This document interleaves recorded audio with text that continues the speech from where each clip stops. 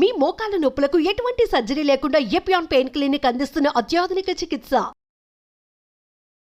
Hello, doctor Dileep Gude here, physician, Yashoda hospital, Somajiguda, Hyderabad. Kidney disease రాకుండా మనం ఏం చేయొచ్చు? ఆర్ కిడ్నీ డిసీజ్ ఇప్పుడిప్పుడే స్టార్ట్ అవుతుంది, diabetic patient, how can we help further kidney disease progress అవ్వకుండా మనం ఏం చేయొచ్చు? సో దీనికి ముఖ్యంగా డయాబెటిక్ పేషెంట్లో protein intake from non vegetarian తగ్గించాలి బాగా. అంటే అది fish, then chicken, red meat, ఈ ఇంటేక్ బాగా తగ్గించాలి. ఎగ్ వైట్ తీసుకుంటే మేబీ 1 or 2 తీసుకోవచ్చు పర్ డే. అంటే డయాబెటిక్ పేషెంట్లో కిడ్నీ డిసీజ్ స్టార్ట్ అయింది అనే ఎవిడెన్స్ వచ్చిన తర్వాత ఆ ఎవిడెన్స్ ఎలా వస్తుంది? యూరిన్లో ఎంత ప్రోటీన్ పోతుంది, ప్రోటీన్ యూరియా అంటాం. సో అది మనం క్వాంటిఫై చేయొచ్చు. 0 to 30 ఉంటే నార్మల్ అని అర్థం. లేదు 30 దాటి ఉంటుంది, యూఏసిఆర్, యూరిన్ ఆల్బ్యూమిన్ క్రియేటిన్ రేషియో అనేది 30 కంటే ఎక్కువ ఉంది అంటే ఖచ్చితంగా కిడ్నీ డ్యామేజ్ స్టార్ట్ అవుతుంది అని అర్థం. ప్రోటీనూరియా ఉన్న వాళ్ళలో ఇన్ఫ్యాక్ట్ రెటినోపతి కాన్కామిటెంట్గా, అంటే కార్డియో హార్ట్ ప్రాబ్లమ్స్ కానీ, న్యూరోపతి కానీ, ఇవన్నీ కూడా ఆల్రెడీ స్టార్ట్ అయ్యాయి అని అర్థం. అంటే నెఫ్రోపతి, రెటినోపతి యూజువల్గా ఒకటే టైంలో స్టార్ట్ అవుతాయి కాబట్టి రెటినాను కూడా మనం చూడాలి. రెటినోపతి స్టార్ట్ అయిందా లేదా, నాన్ ప్రాలిఫరేటివ్ రెటినోపతి అంటాం. సో అలాగే కమింగ్ బ్యాక్ టు కిడ్నీ, యూరిన్లో ప్రోటీన్ అనేది యూజువల్గా పోకూడదు. అంటే kidney should conserve protein in the urine. లేదు ప్రోటీన్ పోతుంది అన్నప్పుడు దాన్ని క్వాంటిఫై చేసి అది 30 కంటే ఎక్కువ ఉన్నప్పుడు మనం చేయాల్సిన జాగ్రత్తలు, ఫస్ట్ అండ్ ఫార్మోస్ట్ మంచి బీపీ కంట్రోల్ అండ్ మంచి షుగర్ కంట్రోల్ ఉండేలాగా చూసుకోవాలి. బీపీ కంట్రోల్కి, డయాబెటిక్ పేషెంట్కి మీరు వాడాల్సిన మందులు ఖచ్చితంగా ఈ 2 క్లాసుల్లో ఒకటి అవ్వాలి. అది ఎనలాప్రిల్, రామిప్రిల్ లాంటి మందులు, ఆర్ టెల్మిసాటన్, దెన్ ఓల్మిసాటన్ లాంటి మందులు ఖచ్చితంగా ఉండాలి. ఎందుకంటే ఇవి కిడ్నీని రక్షించే BP tablets, especially to be used in diabetic patients. Of course ఇవి వాడుతూ దెన్ మంచి షుగర్ కంట్రోల్ కోసం మనం SGLT2 ఇన్హిబిటర్స్ వాడాలి. అంటే డాపాగ్లిఫోజిన్ కానీ, క్యానాగ్లిఫోజిన్ కానీ, ఎంపాగ్లిఫోజిన్ కానీ. సో ఇవి ఖచ్చితంగా వాడాలి.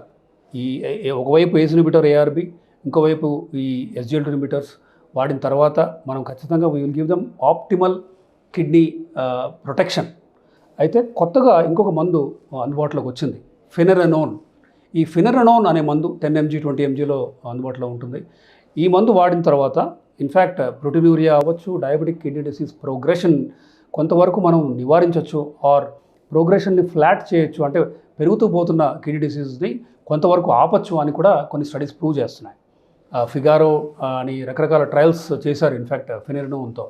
సో ఫినెరనోన్ అనే మందు ఒకవైపు, then ACE inhibitor or ARB BP కోసం ఇంకోవైపు, షుగర్ కోసం SGLT ఇన్హిబిటర్స్, ఇవి వాడిన తర్వాత కిడ్నీ డిసీజ్ని మనం మ్యాక్సిమం పాసిబుల్ విధానంగా మనం ప్రోగ్రెషన్ని ఆపగలుగుతాము. అఫ్కోర్స్ నాన్ వెజ్ ప్రోటీన్ కూడా మనం కంప్లీట్గా ఆపాలి. హైడ్రేషన్ చాలా ఇంపార్టెంట్. అంటే patient should be taking at least 3 to 3.5 liters of water per day, unless otherwise advised. అంటే సపోజ్ క్రియాటినిన్ కనుక 3 ఉంది, వాళ్ళలో మనం ఎక్కువ నీళ్లు తాగమని చెప్పం. అలాగే హార్ట్ ఫెయిల్యూర్ ఉంది, అప్పుడు కూడా 1.5 లీటర్ అనేది రిస్ట్రిక్షన్ ఉంటుంది. ఇలా ఈ 2 కాంట్రాఇండికేషన్స్ లేనప్పుడు ఖచ్చితంగా ఎక్కువ నీళ్లు తీసుకోవాలి.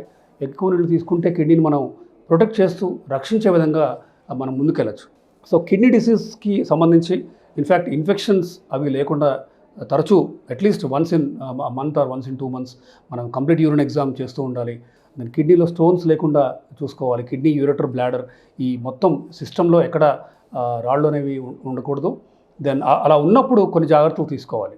అంటే SGLT ఇన్హిబిటర్స్ వాడకం ఆపాలి. దెన్ ఆ ఏరియాలో చీము ఉందా లేదో చూసుకోవాలి. ఎందుకంటే డయాబెటిక్ పేషెంట్స్లో ఈ కిడ్నీ, యూరెటర్, బ్లాడర్ సిస్టంలో కనుక ఎక్కడైనా స్టోన్ ఉంటే ఖచ్చితంగా ఇన్ఫెక్షన్ ప్రబలి అది కిడ్నీ వైపు, కిడ్నీల నుంచి సెప్టిక్ అయ్యే రిస్క్ ఎక్కువ ఉంటుంది. కాబట్టి మనం ఖచ్చితంగా we have to be proactive in preventing infection in ఈ సిస్టమ్, కిడ్నీ, యూరెటర్ అండ్ బ్లాడర్లో. సో రాళ్ళు అవి లేకుండా చూసుకోవాలి. Then stricture, urethral stricture, bladder నుంచి బయటకు వెళ్ళే ఈ ద్వారం, అక్కడ కనుక ఇన్ఫెక్షన్ వచ్చి మారిన తర్వాత వచ్చే ఆ స్ట్రిక్చర్ని మనం ఒకవేళ ఇఫ్ రిక్వైర్డ్ డైలేట్ చేయాలి. అంటే సరైన ఫ్లో ఉండేలాగా కూడా చూసుకోవాలి. కొంతమందికి రిపీటెడ్ ఇన్ఫెక్షన్స్ వల్ల ఆర్ ప్రాస్టేట్ సైజ్ బాగా పెరిగి ఉండటం వల్ల బ్లాడర్లో రికరెంట్గా ఇన్ఫెక్షన్స్ వస్తూ ఉంటాయి. సన్నగా థిన్గా ఉండాల్సిన బ్లాడర్ వాల్ థిక్గా అయ్యి క్రానిక్ సిస్టైటిస్ వల్ల థిక్గా ఉండటం వల్ల కూడా మనకి అంటే కిడ్నీ వరకు చీమ వెళ్ళే ఛాన్స్ ఉంది అని ఇండైరెక్ట్గా అది మనకు చెప్తున్నట్టు అర్థం. కాబట్టి కిడ్నీని రక్షించుకోవడానికి డయాబెటిక్ పేషెంట్స్ ముఖ్యంగా ఈ 3 మందులు వేసుకుంటూ, ఒకవైపు ఏస్ ఇన్హిబిటర్ ఆర్ ARB, ఇంకోవైపు డాపా, క్యానా ఆర్ ఎంపా, ఇంకొక వైపు ఫెనెరనోన్ అనే మందు. సో ఇవి వాడుతూ ఖచ్చితంగా హైడ్రేషన్ సరిగా ఉండేలాగా చూసుకుంటూ non veg intake should not, అంటే మరీ ఎక్కువ ఉండకూడదు. ప్లాంట్ ప్రోటీన్ అంటే బాడీకి రావాల్సిన ప్రోటీన్ మొత్తం ప్లాంట్స్ నుంచి వస్తే అది ఖచ్చితంగా హెల్ప్ అవుతుంది. సో ఆ విధంగా మనం అంటే హోలిస్టిక్గా అప్రోచ్ చేస్తేనే కిడ్నీని మనం రక్షించవచ్చు. ఒకవైపు 1.82 అలా డ్యామేజ్ కనుకంటే ఆల్రెడీ కిడ్నీ సైజ్ ష్రింక్ అవుతున్నాయి అల్ట్రాసౌండ్లో, అప్పుడు సీకేడి వస్తున్నట్టు అర్థం, అంటే క్రానిక్ కిడ్నీ డిసీజ్ అనేది స్టార్ట్ అవుతుందని అర్థం. క్రియాటినిన్ అనేది మనం 1.4 దాటకుండా 1.3 1.4 దాటకుండా చూసుకోవాలి. కోర్స్ ఇది అందరిలోనూ ఒకటే అని చెప్పలేము. ఎల్డర్లీ పేషెంట్స్లో ఇంకా తక్కువ ఉండాలి. అంటే బాగా సన్నగా ఉన్న వాళ్ళకి 1.3 1.4 ఉన్న ఎల్డర్లీ పేషెంట్స్కి ఎక్కువ కిడ్నీ ప్రాబ్లం ఉన్నట్టే. కాబట్టి ఈ GFR estimated globular filtration rate అనేది 90 ఆర్ మోర్ ఉండాలి. బట్ అది 80 70 60 అలా పడుతున్నప్పుడు మాత్రం ఖచ్చితంగా you need help from physician, diabetologist and nephrologist as well. Thank you.